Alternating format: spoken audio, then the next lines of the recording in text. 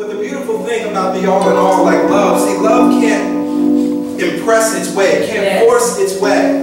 You have to say, okay, love, be love in this situation now. Okay, God, be an answer, be clarity, be healing, be transformation in this situation. And it will show up always on time. Yes. Without fail. Without fail. Good morning, everybody. Good morning. How's everybody feeling? Beautiful, beautiful, beautiful. So we're in week 4 of our series on forgiveness. From pain to peace. The path of forgiveness. Now, if you've been here over the weeks, the first week we talked about the default position. That we must make love, compassion, understanding the place that we begin from, which allows us to operate differently in the world with our brothers and sisters. In week 2, we talked about that it's time for a revolution. That forgiveness, being a person that forgives, is actually being revolutionary.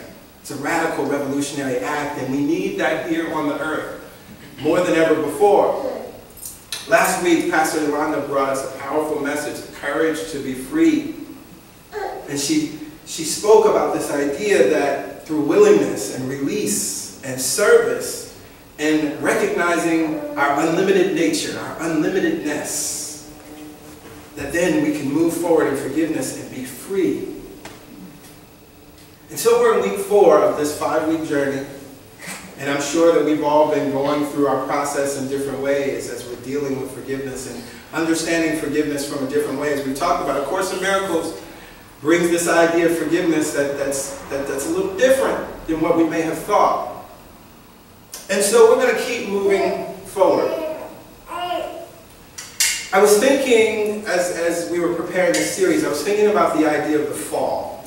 In Genesis, we have this idea that Adam and Eve sinned.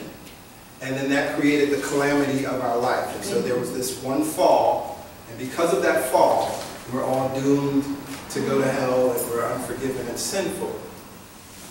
And I thought about that in the context of forgiveness and being able to forgive someone, because I think that that's sort of the underlying thing underneath sometimes our unforgiveness of ourselves, especially, and also of others. Because it's like, well, we have a default idea that everybody's sinful.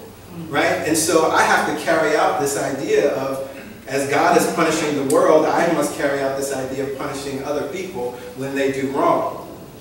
But I want to invite you to think about, and we've talked about this months before, that this idea about the fall is really a false idea. If you look at the book of Genesis, there are 2 creation stories. In chapter 1, we have God creating male and female in God's likeness and image. And it was good, and God rested on the 7th day. End of story. That was it. There's no fall, there's no apple, there's no sin, there's no serpent tempting, none of that. God created the heavens and the earth. God created the animals and the trees and the rivers and the oceans. All of these things, this beautiful 7-day process that we know about. Created male and female on the 6th day. 7th day God rested. It was good. But then we turn the page to chapter 2 and we get this second story. And in the second story, we have, after the heavens and earth are created and the rivers, well, then God creates Adam. And then God tells Adam, God creates the animals and tells Adam, you can name all the animals whatever you want to name them. God recognizes that Adam is lonely, puts him to sleep, we get Eve from the rib. That's a second story. Completely different than what we just read on page 1. So what's interesting to me is that, which story do you want to accept? One story says God created male and female in its likeness, which is deep, right? Male and female were created at the same time, after God's likeness and image. There wasn't this idea of, oh, well, a woman came out of man, so a woman's subservient, all that. Do you want to believe that story? Or do you want to believe the story, accept the story that male and female were created at once, in God's likeness and image? And it was good. God rested, chilled out, because, everything that God created was amazing. So we can reject that story, and what's interesting to me, even as we look at the second story, which it's a powerful symbolism, and again, I've talked about it months before, but there's a reason why that story exists, but not because it's literal. There was never a real Adam or a real Eve. It's a symbolic story. And so if we look at it from that symbolic nature, it's powerful. One of the things when we look at the idea of eating of the tree of the knowledge of good and evil, what was that about? Well, symbolically, that was talking about us coming into this idea, this realm of duality, of up and down, of good and evil, right? Of less than and more than. But it's only when you eat of that tree, it says, then you die. Well, this is what we've been talking about in the idea of unforgiveness, and that the Course talks about is that unforgiveness is really about creating separation. And so the second that you jump into this idea of good and evil, that it's no longer one, well, you created separation. And so forgiveness, as the Course says, is the healing of separation, bringing us back into this oneness, bringing us back to the first story, that God created male and female in its likeness and image, all good. So if we understand and recognize that the second creation story is an origin story, it's a symbolic story, it has a lot of powerful implications, we can now reject this idea of the fall. We can now reject this idea and release this idea that there's something wrong with me because of what Adam and Eve did. But I would invite you that in the process of rejecting that fall, to embrace another fall. And so this is where our topic is today, fall into forgiveness. Yesterday, September 21st, marked the first day of fall, the autumnal equinox. And the beautiful thing about the autumnal equinox, as we've talked, you know, I love astrotheology. I love talking about how the path of the sun reflects the path of our life. And this season of fall has some very powerful implications for us as we're moving from pain to peace. What we know about fall is that this is the time where the sun is descending. We've had the height of the sun in the summer, and from the time of the summer solstice, the sun is slowly starting to move down to the south. We'll move down to the south. Of course, we know from September to October, we've already seen we're getting less light. And, you know, by the time November and December hits, you know, everybody wants to stay in the house because it's cold and it's dark, right? We know that, and that's because the sun has made its descent. Well, what's interesting also, and I don't know if we have any Libras in the house, but we're moving into also in the season of Libra. In the season of Libra, the motto of Libra is, I balance. And so when we talk about being in this season of forgiveness right here and right now, as we also spoke about Rosh Hashanah and Yom Kippur, recognizing the need for atonement, and that this is a vibration that's happening all over the earth right now. When we stand in forgiveness, we're bringing balance back into our lives. And here we are at this fall season. Now, one of the things that's interesting, Pastor Yolanda spoke to it last week, and we're going to delve a little deeper into this idea about the darkness. She spoke about not being afraid to go to the darkness. Whatever that ugly, icky, uncomfortable thing may be, where the unforgiveness lies. Sometimes we don't want to step into it because we feel like, as Pastor Yolanda spoke about, we feel like we'll be consumed by it. We feel like it might be too much. But what the Course teaches us is that actually when we go to the darkness, we will find the light. And this is what the season of autumn is really bringing us to. What the season of autumn is teaching us is that in order to spiritually ascend, we must first descend. See, seeds are planted in the ground, and they're in complete darkness. Yes, yes? Seeds are planted in the ground, and it snows and covers it. And you don't see what's going on down there, but there's a beautiful process happening down there. There's life happening down there. But the darkness is required for that seed to come forth, for us to celebrate the magnificence of the spring and the beauty of the summer. But you can't have that without having the darkness. Now, in A Course in Miracles, a lesson that I love, lesson 92, it says, miracles are seen in light, and light and strength are one. And the thing I like about that is, it's this idea that, one, that light is strength. Because this is something that we don't think, right? Forgiveness, we think, is weak many times, yes? I mean, if somebody wrongs you, somebody walks up to you and slaps you in your face, and you forgive them, most people would perceive you as being weak, you know, but the strong option would be to slap them back in their face. But we know the wisdom of, you know, an eye for an eye would have the whole world blind. So there's another way, the more powerful way, which is the path of light. And so, of course, it talks a lot about light, and it talks a lot about darkness, and we must understand that light is strength. And that darkness is ultimately weakness. But again, I ask, well, why is the darkness necessary? We see our sun go through this path. It goes into darkness.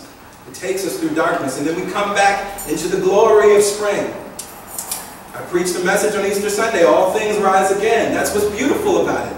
That no matter what the darkness is in November, no matter how much snow we have, we know beyond a shadow of a doubt that spring is going to come, that the flowers are going to come back. But we also recognize that it's a necessary process for our earth to go through this cycle, just like it's a necessary process for us to go through this cycle, to learn the power of forgiveness. But the thing I love about it is once we learn that power, then when we encounter darkness in our lives again, well, then we don't lose our minds. The image I had in my mind is, you know, if you walk into your bedroom and there's no lights on, you've been in your bedroom a zillion times. And so you can find your way. You know how to find your way to the light or the light switch. Or even just to for me, sometimes I've gone into my bedroom in complete darkness, got what I needed, and went out because I know the room. I'm not swayed by the darkness in that room because it's familiar territory. I know what it is. And so this is where the darkness becomes our teacher. Because we understand that we have a light within us, and so when we go into the darkness, we're like, well, light and strength are one, miracles are seen in light, and I can operate as a miracle worker, as light even in the darkness. I can transmute that darkness. And I know that that darkness never lasts. Because I can look at the seasons, it reminds me of that. And then if it's true for the seasons, it's true for me. There's a correspondence to all life. And so that's why the darkness becomes interesting. Now, of course, it goes on to talk about darkness, and it says that the dark companions, the dark way, are all illusions. Turn toward the light, for the little spark in you is part of a light so great that it can sweep you out of all darkness forever. For your Father is your Creator, and you are like Him. Now, in the Bible, it speaks to something that I feel is a companion to this. In 1 John 1 through 5, it says, "This is the message we have heard from Him and proclaim to you, that God is light, and in God there is no darkness." And what we must understand, why does this matter? Well, it matters because we're one with God. Now, we're saying that God is light. We're one with light. We're one with the power that actually heals and forgives. And this is where we are right now. See, as we're talking about forgiveness, and as we're thinking that, oh, well, forgiveness may be difficult, or you don't understand what she did. You don't understand what he did. You don't understand what I did. And so I cannot be forgiven. But what's interesting is that if God is light and we are one with light, we have this opportunity to give, as we just sang in the song, give this up through the power that actually does the work. And this is what I love about A Course in Miracles. It's clear. As the miracle worker, we talked about your willingness and your courage to be forgiven or to forgive, but you don't actually do the work. But if God is light, it's the light that God is that is in you that's doing the work. And so just like we can allow light to come into this room by turning on a switch, it took your willingness to turn that switch for the light to happen in this room. It's the same thing in your life wherever there is unforgiveness. Now, we talk often about this idea of we are one with God. It's one of the 7 principles of this church. And I think it has been reduced to this cute metaphysical phrase that people say. We are one with God. God and I are one. I'm one with you. That's the name of my album, right? But you understand, well, what does that mean, really? Like, what does it mean? And what I begin to think about is if we think about ourselves, because We can talk about it all the time. There's an absolute correspondence with ourselves, with the universe. You can look at nature specifically and learn the nature of God, right? If you want to understand your Creator, look at its creation. And so, as I began to think about ourselves, I thought about ourselves. And the cells in our body can't really be numbered, but, you know, based on my research, we have anywhere from 40 or 50 trillion cells in our body, right? Now, what's interesting is about each one of those cells is literally a universe unto itself. It mirrors our universe. In the same way that the planets revolve around the sun, so the electrons revolve around the nucleus. It literally mirrors, again, there's that correspondence. It's a universe into itself. And from their perspective, they think that's all that is. That's all they can see, right? But not only that, not only ourselves, but then we recognize that in our body we have 11 different systems that are working. Our digestive system, our skeletal system, our muscular system, the endocrine system, the reproductive system. All individual universes that are working on their own. I mean, has anybody like made sure that their muscular system was working today? Did you do anything to make that happen? Like purposefully, or did you do anything to start your reproductive system to make sure that everything was working? It's a universe in and of itself, right? It's a universe in and of itself, and what I love, I couldn't think of the name of the movie, but I'll have to get it later. But I remember watching this movie. Chris Rock voiced the character for this animated movie, where they were showing all of the different systems as if they were real people, and they had no sense of this human body that was the person. They were living their life having interactions with themselves, not recognizing that they were part of a whole being that was out living in this grander, greater world. This is what we mean when we say we are one with God. That we're just like the individual systems in your body and the trillions of cells, the little universes that are present in and as you, so we are the little universes present in and as God. This is what we're saying when we're saying we're one with God. And so if we say we're one with light, we're one with the power that forgives, this is what we're saying. It's not a separation. You must understand that. We must begin to understand that. That we are intimately and intricately connected, just like your cells are intimately and intricately connected, and you can't remove them from your being. Yes. No matter what you do, right? I don't care how bad you are. I don't care how sinful you may think you are. You can't change that reality. It's a part of you. Well, that's the truth of your being as spiritual beings. That we are little universes in this grand universe that we choose to call God, that we call the source, that we call the spirit, the all in all. That is named and unnamed, known and unknown, and beyond anything that we can imagine. As soon as we say the word God, we created a box. God is bigger than that box. And so that is why we have this amazing, amazing power to forgive. But the course goes on. As we understand that we're one with God, we're understanding how big this thing is. As we are universes in a bigger universe. The course says, decide that God is right and you are wrong about yourself. Yes. He created you out of himself, but still within him. He knows what you are. Remember that there is no second to him. There cannot, therefore, be anyone without his holiness. We sang it earlier, we are holy. We are holy. Nor anyone unworthy of his perfect love. We are worthy.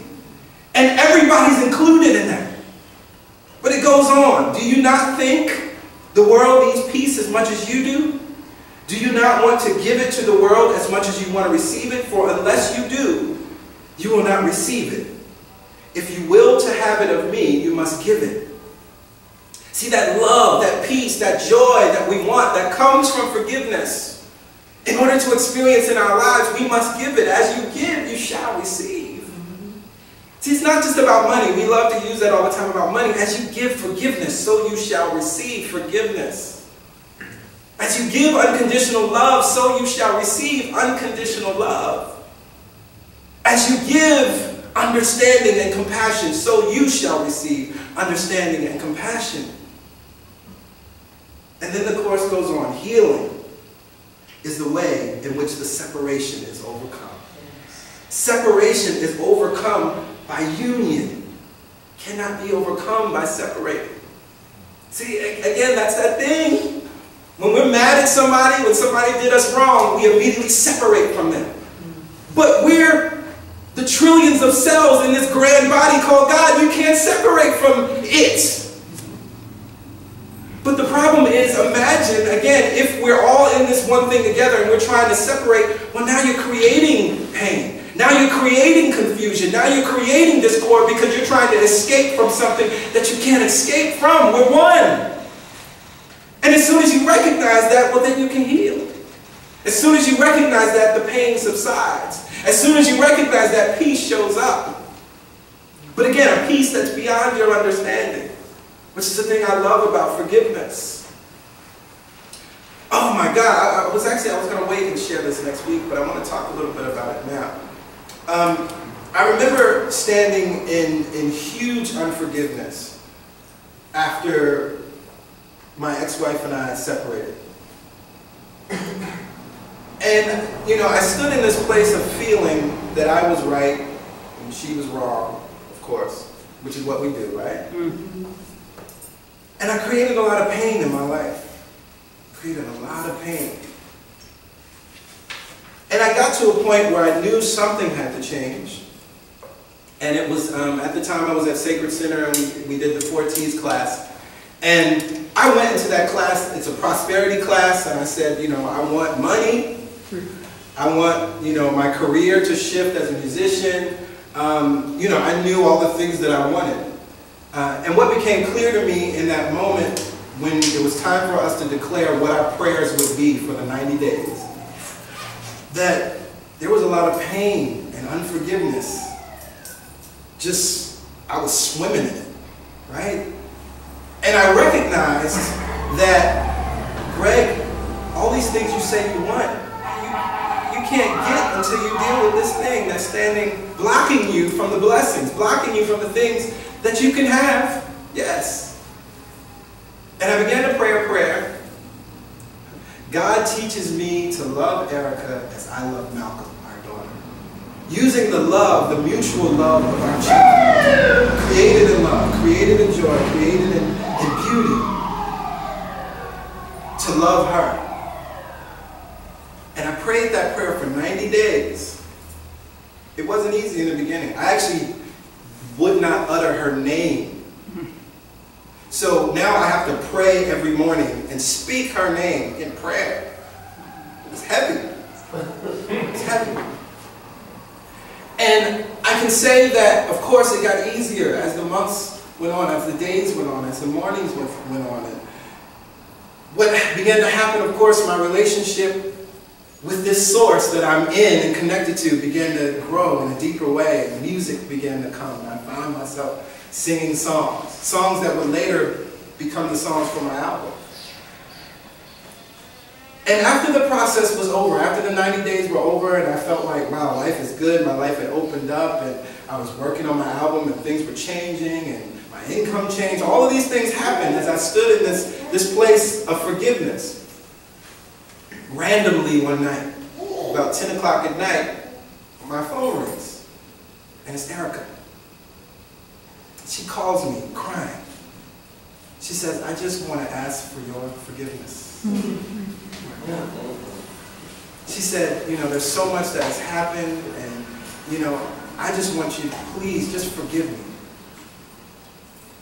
And I'm in tears. Just hearing her, I'm in tears, and I said, what you don't already know is that I've already forgiven you. You don't know that for the past 90 days, I've been praying this prayer that God teaches me to love you as I love our beautiful child, Malcolm, Anaya, Stanford. And I asked her for forgiveness as well because I had to recognize in that process that, you know, I wasn't squeaky clean. See, it's easy for us to stand in our power and go, oh, well, they did this. No. See, because it's a relationship. It's playing out together. And it was a beautiful moment of healing. It was a beautiful moment of healing. And I learned so many things about the power of forgiveness from that. But what I loved about it was that it was the thing that happened was not what I could have planned. And the way it happened is not a way that I could have planned. I I never in a million years expected her to call. And it didn't matter at that point because I had released it. I was good. But still that call came and there was healing. And those tears were healing. So in this moment I'm hearing, and of course, it again brings us something very interesting to think about. Because we think unforgiveness is difficult, and we think dealing with worry or fear or doubt is difficult. And what the Course invites us to do is stop trying to master fear. Stop trying to master forgiveness and master love. If you put your focus there, right? Don't try to master the darkness. You're already light. That's what we've been talking about. The light is here. Don't try to master that. You know, if I can just get a handle on this thing, then I'll be all right. Yes. Master love. Ask yourself, what would love do in this situation? Let that be your guiding force. If you're always focusing, if we focus on mastering love, well, just look at, imagine the world that we would create. That's the remedy. And love is the power that forgives. Love is the power that heals. And so I want to leave you with this one thing. In my study over the weeks for this message, I was led to go back to my good friend Hafiz. And Hafiz has this just beautiful poem called When the Violin. And he says, when the violin can forgive the past, it starts singing.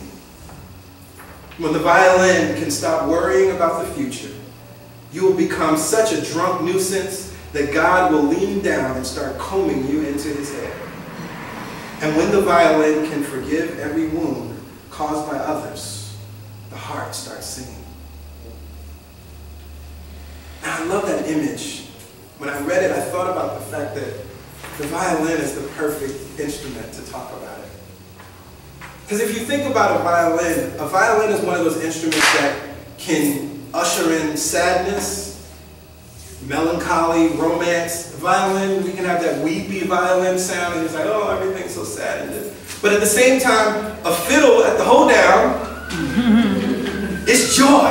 The violin is that instrument that can really take you from place to place, from the highs or the lows easily. Every instrument doesn't do that. Some instruments are just dark, and you just use them in those sad moments or those scary moments. A violin can do both. And the violin is just like you and me. See, we have that capacity to operate in unforgiveness and fear and doubt and worry, and then our energy and our vibration is low and sad and dismal and scary. Or we can operate in forgiveness. We can operate in healing. And our sound changes just like that violin. We begin to sing.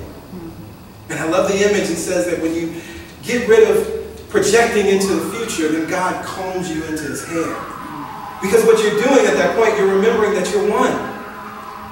And you become one again with the one. So in this moment, I invite everyone to stand.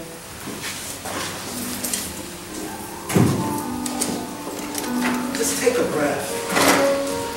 Breathe in this crisp fall air that is here as a beautiful reminder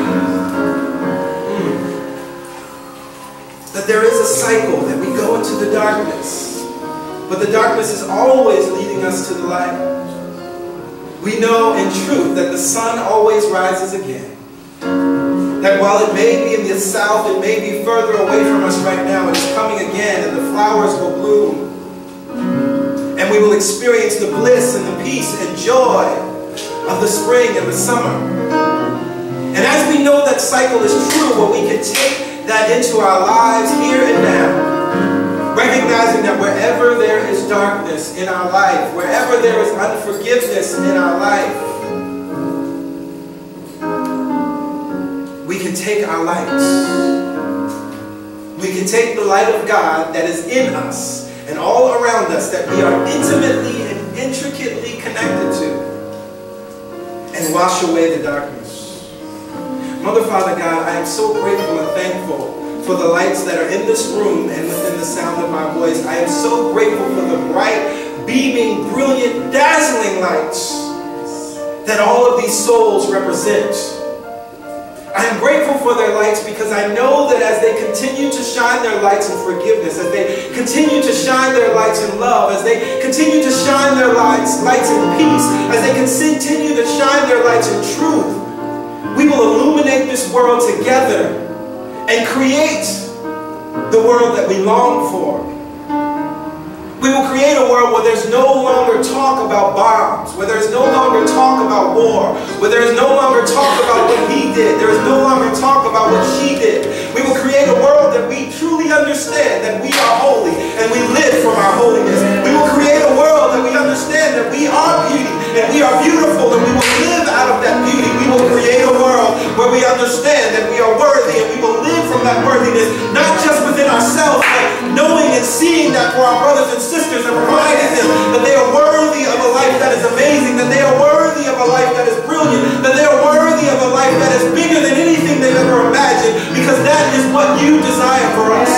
We go back to the beginning and accept the first story, that we were created in your likeness and image. We were created together as male and female, as equals. That is the rule of this earth. We go back to that story and we begin to live from that place of unity, from that place of peace, from that place of love, from that place of empowerment.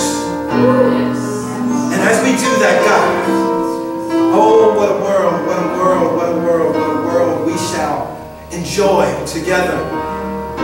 I speak a special word of blessing over our weeks, as there will be many, many opportunities to stand in forgiveness, as there will be many opportunities to stand in mastery of love. And we ask ourselves the question, what would love do? We stand in that default position of compassion and understanding. We stand in courage. We stand as radical revolutionaries of forgiveness. And I speak to the power that is within each and every soul here, that it rises up to the occasion, that it rises up to the occasion of love, that it breathes its bright light as never before, even to surprise ourselves.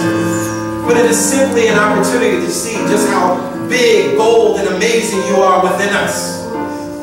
For this truth, God, we are so very grateful. We release these words back into you, knowing that you are the intelligent mind, knowing that you are the infinite mind that brings things forward beautifully, without effort and excellence every time.